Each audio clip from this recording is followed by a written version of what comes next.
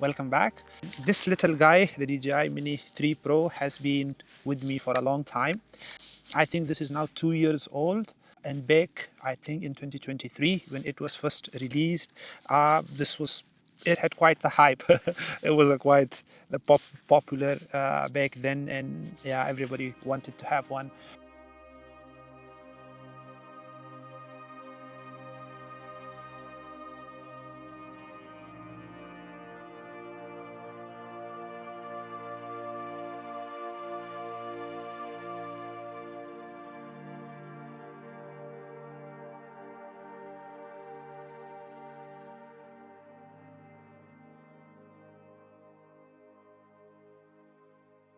But now there is a new successor to this drone, which is the DJI Mini 5 Pro.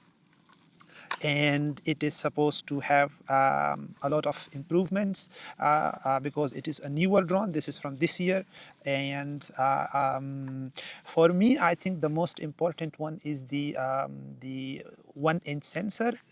Mini 3 had a 1 by 1.3 inch sensor, and it has a 1-inch sensor. I think it's the same sensor that we had on the DJI Air 3S, which is a big heavy drone. So I think that's something that I really want to put to the test and see how much it has improved there. I think that would be the only or the more important reason if there is a clear-cut difference between the two. The sensor, the 1-inch sensor, is supposed to give us a much better video and photo quality, also in low light situations, and of course in the shadows it is supposed to have much more details.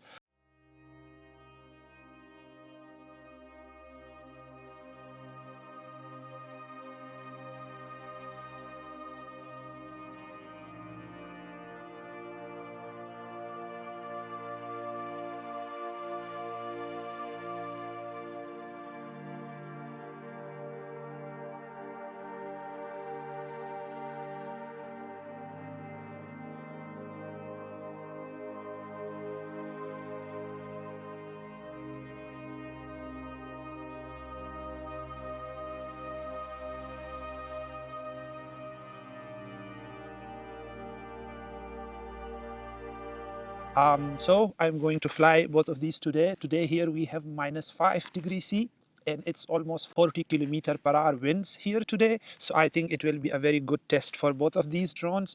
I'm pretty sure that they can handle 40 km/h pretty well. At least this one I know, the Mini 5 Pro, because it has more powerful motors, I'm under the impression. Of course, other than camera, there are a lot of other differences. Maybe we can get into those quickly just to see what is the difference between the two. So for example, this one now comes with an O4. I think DJI calls it OcuSync, and it is even O4 plus. This one was O3. I don't know if this O3, O4 is like the industry standard, or that's what the DJI call it. But this one is now supposed, with O4 plus, it is supposed to give us a range of 20 kilometers. On this one, I think we had, like, the specification was at least, I think, 10 kilometers, if I'm not wrong. However, please bear in mind that in real life, that range is very, very hard to achieve. Maybe if you are like in a very remote place somewhere in Himalayas or Arctic, where there are not a lot of other communication signals, maybe without any interference, it would be able to achieve that. But in real in real life scenarios, for the majority of time, I have never flown this maybe beyond 3 kilometers, maybe somewhere between 2 to 3 kilometers. And I think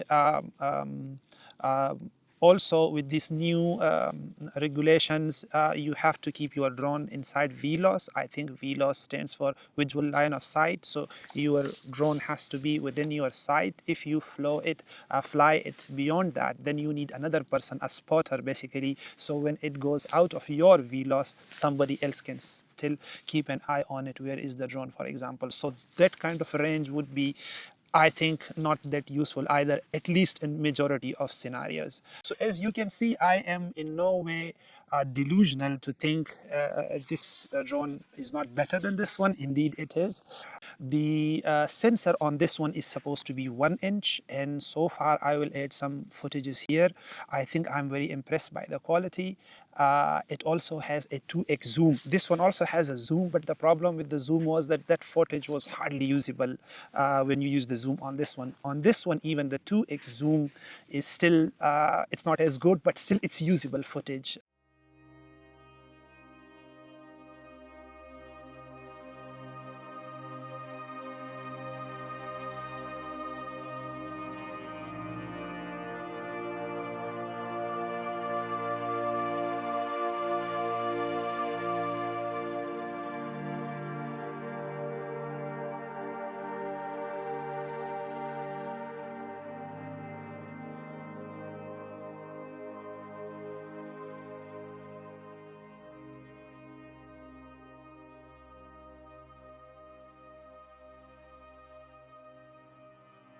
For photos, this one could take 48 and 12 megapixel photos, and this one can take 12 and 50 megapixel photos.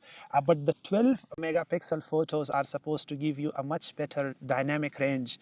That is because the 12 megapixel uses pixel binning. It is a concept where it plays around with the pixels. The 48 megapixel skips this process, so that's why they might not have such good dynamic range, but they have more pixels. If you, for example, need to have bigger prints, for example, or you like cropping your photos like me, when you are not happy with the composition of your photo, I guess in such cases that 48 megapixel or the 50 megapixel might be very useful for you.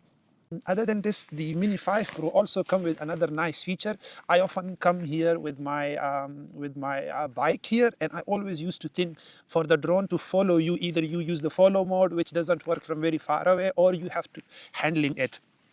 So this one now comes with a cruise control. It works exactly like the cruise control in your car. So how it works is that you can move the drone in certain direction, like for example, going up and sideways at the same time, and then click the cruise button and it will continue that exact trajectory. I might have run into a scenario only once where a cruise control would have been a useful feature. Yeah, so that's something else that might be useful to some people.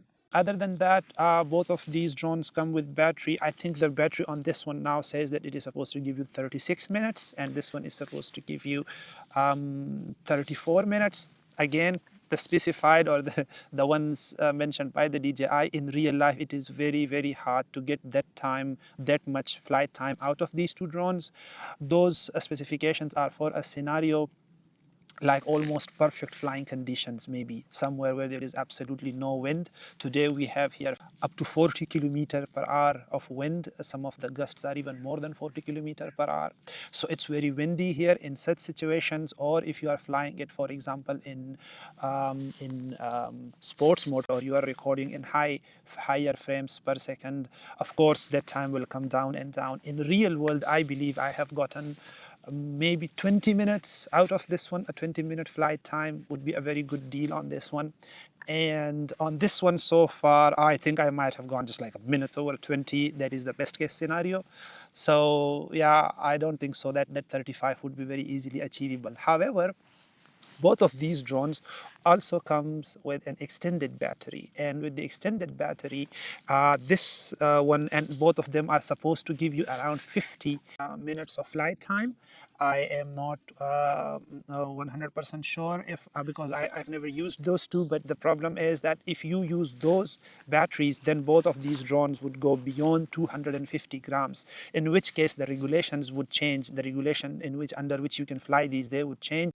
While we are on the topic, so both of these lies under the C0 European specifications, as they call it, or the classification and categories. For example, the C0, this one didn't mention it explicitly because I think back then it was not a requirement, but now it is a requirement. So as you can see here, it has now mentioned a C0 on it. So that means both of these drones are not supposed to be flown over 120 meters, I believe. in some areas not even above 100 meters. However, DJI will unlock that if you replace this 0 with a C1 level, in which case then it can be unlocked and you can fly it above 120 meters. This drone used to have 3 axis obstacle avoidance. So I believe by that it means is that when it is going forward, sideways, or downwards, those were the 3 obstacle avoidance that it had. On the other hand, this one now has omni-directional obstacle avoidance, and it also has a LiDAR. I think that's something which could be very useful. So here in front, it has a LiDAR, as you can see here. And what it can do is that when it is darker and the regular obstacle avoidance sensor or cameras are not able to detect, then it can use the LiDAR to avoid obstacles.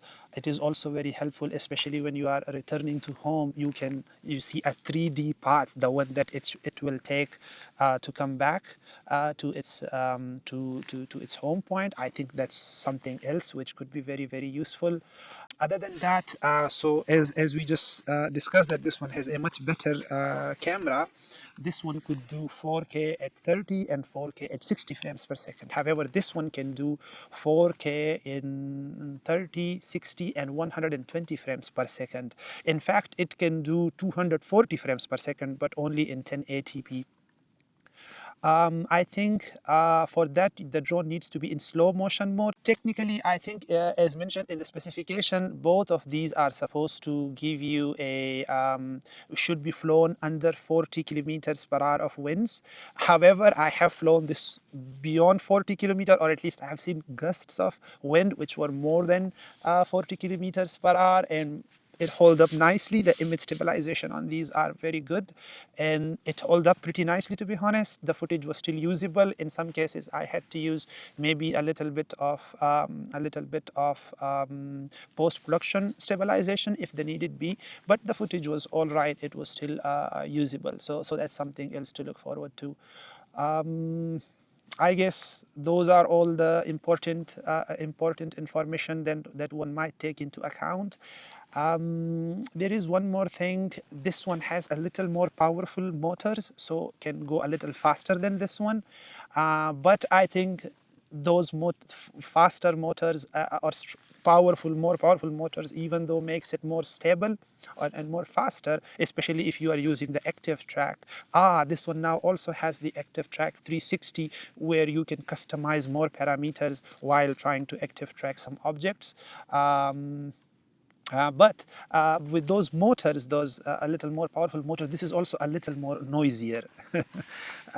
This one is not as noisier. So, and even though they are the same size, this one is actually a little bigger, I would say, than the Mini 5 Pro is a little bigger than the Mini 3 Pro, as it seems like. One more important thing that I really liked so far on the Mini 5 Pro is that it has an internal storage of, I think, 42 GB or something like that. I wish, like, if they can increase it maybe to something like 120 or like even a 100, because that would be so useful. This happens a lot that I forget. So today, for example, I forget one of the SD card. At least this one still has its SD card. It didn't had any. The Mini 3 Pro didn't had any internal storage. And sometimes I have also had mishaps with my card readers where some of the footage was lost or corrupted, for example.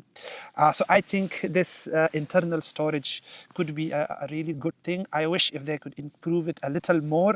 I think that would definitely be something that could be useful someday. That's pretty much it. The controllers are also pretty much the same. As you can see, the new Mini 5 Pro is this space gray kind of color. I know it's a very subjective thing. This one once landed somewhere between rocks, and it was like the foothill of a mountain with a lot of mountain stones which had fallen off the mountain, and it was very hard for me to find it. The power had run out and it took me a while to find it. However, this one now comes with a slightly different color. It's this space gray. I don't know. Apple used to hype this color a lot with a lot of Apple products, so some people might like this. So in the same way, the controller is then also in the same color. For the other one, the controller is also was like this bright gray or silver kind of a color for the Mini 3. The controllers are pretty much similar other than the two antennas in the front. Yeah, but as I said, it has of course OcuSync 4, and I think the screen is supposed to be more brighter as well. Yeah, so that's I think some things to look forward to. Maybe one also come with the rotation. I think it's called rotation mode or shot now. I don't know if in some places that might be important to some people.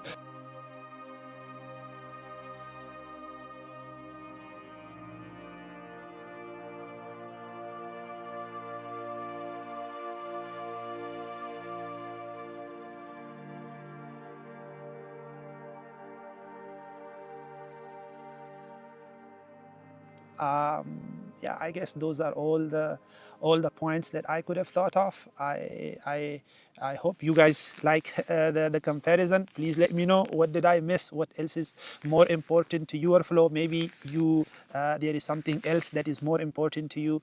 There is a very customizable flight path, for example the yawning and all of those options that some people can use. Yeah, I normally try to fly the drone with the regular settings.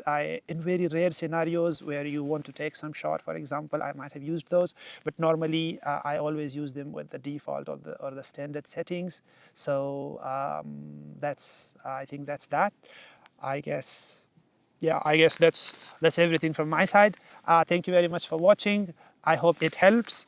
I think the 2x zoom on this one, the 2x zoom on Mini 5 Pro is like a good way to look at, for example, where you are in your photography journey. Some people might be in their photography journey where they are thinking we don't want to fly these smaller drones anymore. We want to move to a bigger drone, something like an Air 3S or a Mavic 4 Pro. So the 2x on its own, the 2x zoom on its own is not so good. But on the Mavic 4 Pro, of course, then you get the Hasselblad main camera and also one telephoto camera, and one is like a mid-range telephoto camera. The one is, I think, like the telephoto is 168 mm, which would gives you crazy shots, creating the depth of field very nicely. So I think some people might think of that, and some people might think I just want to move from the DJI Mini 3 Pro to DJI Mini 5 Pro. Again, I'm not delusional. This is definitely a better drone with a lot of better specification than Mini 3.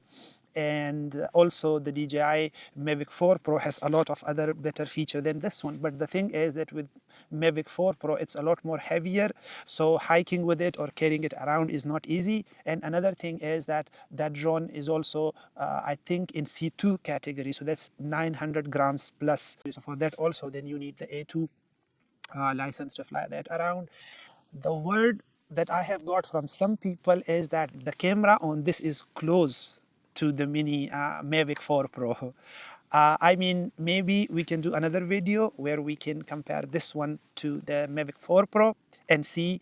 I am not expecting this to be better than that one, but yeah, it is something maybe we can compare and see. Maybe for the size and for the price that it has, maybe it has better value than Mavic 4 Pro.